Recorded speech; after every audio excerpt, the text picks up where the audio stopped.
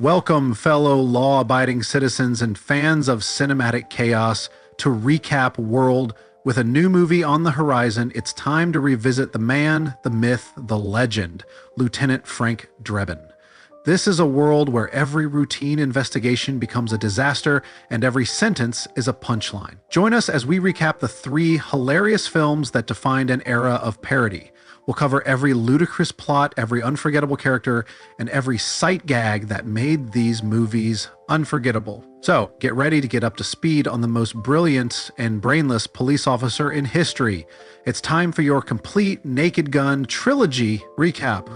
The saga begins with Lieutenant Frank Drebin, ostensibly on vacation in Beirut, inadvertently disrupting a clandestine summit of America's most notorious enemies, including Idi Amin and Muammar Gaddafi, who are conspiring to humiliate the United States through a coordinated terrorist plot. Meanwhile, back in Los Angeles, Officer Nordberg, Drebin's partner, is gravely wounded while attempting to dismantle a heroin operation run by the enigmatic businessman Vincent Ludwig. From his hospital bed, Nordberg offers cryptic clues, including a photograph of Ludwig's ship and heroin residue on his jacket, drawing Drebin into the unfolding investigation. With Queen Elizabeth II's impending visit to Los Angeles, Police Squad is tasked with ensuring her security. Under immense pressure, Captain Ed Hocken grants Drebin 24 hours to exonerate Nordberg before the potential scandal endangers the Queen's trip. During Drebin's initial characteristically clumsy inquiry into Ludwig's operations, he inadvertently reveals that Nordberg is still alive. This slip prompts Ludwig to instruct his unsuspecting assistant, Jane Spencer, to get close to Drebin and determine how much he knows. Unaware of Ludwig's true motives, Jane begins developing genuine feelings for Drebin. Simultaneously, Ludwig finalizes a $20 million zero-cent assassination plot with Pop Schmier, one of the Beirut conspirators, using a post-hypnotic suggestion and a beeper to transform an unsuspecting individual into a killer. The target? Queen Elizabeth II. Drebin's attempts to protect Nordberg from a hypnotized doctor sent by Ludwig end in comic disaster, with the doctor accidentally killing himself before he can be questioned. Later, in a spectacularly bungled break-in at Ludwig's office, Drebin discovers a crucial note from Pop Schmier that confirms his suspicions. However, in typical Drebin fashion, he accidentally sets the office on fire, destroying both the note and the room. The story's climax begins at a formal reception for the Queen, where Drebin disastrously misinterprets Ludwig's ceremonial presentation of a musket as an assassination attempt. His over-the-top intervention causes massive chaos and public embarrassment, leading to his immediate dismissal from Police Squad.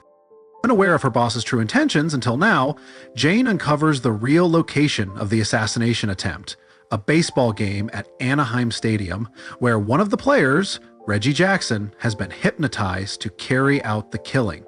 Drebin, still determined to stop the plot, assumes the role of home plate umpire and begins frisking players mid-game for weapons.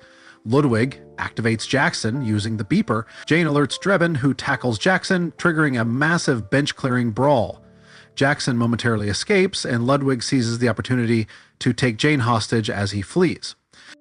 Drebin, attempting to tranquilize Jackson, accidentally hits a woman in the upper deck. Her exaggerated fall through tiered stadium levels ends with her landing on Jackson, neutralizing the threat.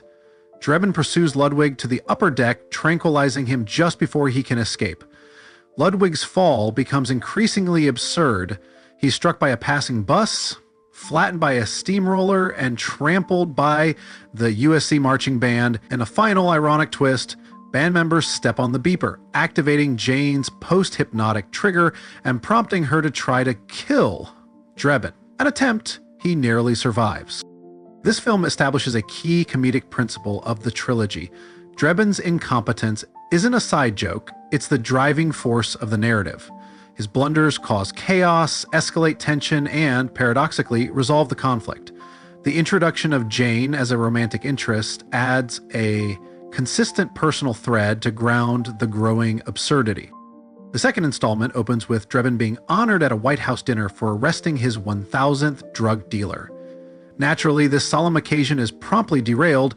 Drebin accidentally switches his lobster plate with the table's massive centerpiece, noisily cracks shellfish during the president's speech, squirts lemon juice onto Winnie Mandela's elaborate turban, and, in a grand finale, knocks Barbara Bush off her feet with an overzealous gesture. President Bush announces that respected scientist Dr. Albert Meinheimer will develop a new national energy policy. This alarms the heads of the North American oil, coal, and nuclear industries, who fear Meinheimer's proposals will cut into their profits. They orchestrate a plan to abduct him and replace him with a look-alike who will denounce energy reform and endorse fossil fuels at a major press event.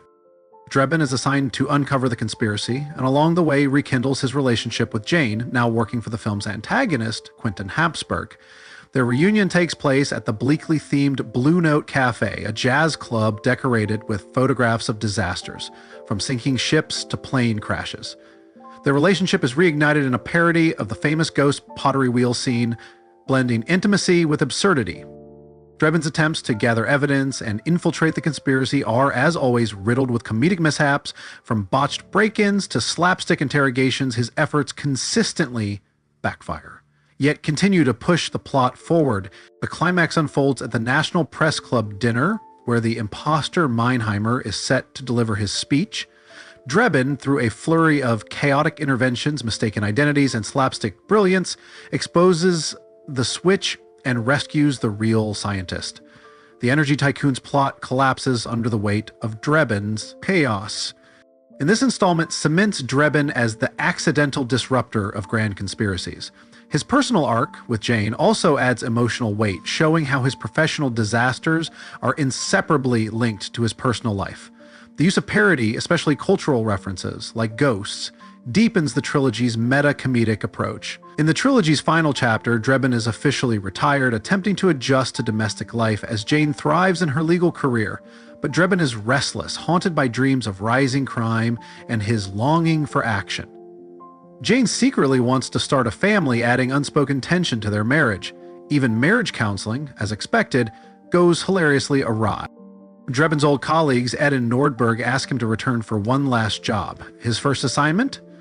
Surveillance at a sperm bank where Rocco Dillon's girlfriend is employed. This results in a wildly inappropriate extended gag in which Drebin is repeatedly forced to make deposits. The farce pushes Jane to her limit and she leaves him. Determined to stop Dillon and win Jane back, Drebin volunteers to go undercover in prison, where he befriends Dillon and breaks out with him. His goal is to uncover Dillon's final target, the Academy Awards. Jane, hoping to reconcile, follows him to Dillon's hideout, only to be taken hostage. The climax unfolds at the Oscars, where Drebin races to stop the bombing, deploying his usual mix of flailing limbs, mistaken identities, and miraculous timing. A hilarious parody of The Untouchables' train station shootout serves as the chaotic centerpiece. This finale brings Drebin's personal arc, from retirement to marital strife to the longing for family, to the forefront. His silly mistakes now carry emotional consequences, not just professional ones. The Oscars provide a perfect arena for satire, allowing the trilogy's comedic style to reach its most excessive and theatrical heights. And that's the case closed on our recap of the original Naked Gun trilogy. We've laughed, we've cringed, and we've remembered why Leslie Nielsen's Frank Drebin is an icon of cinematic comedy. But the question is, what's next for the Police Squad? The new movie is just around the corner, and we want to know what you think. What's your favorite gag or one-liner from the original films, and what do you hope to see in the new one?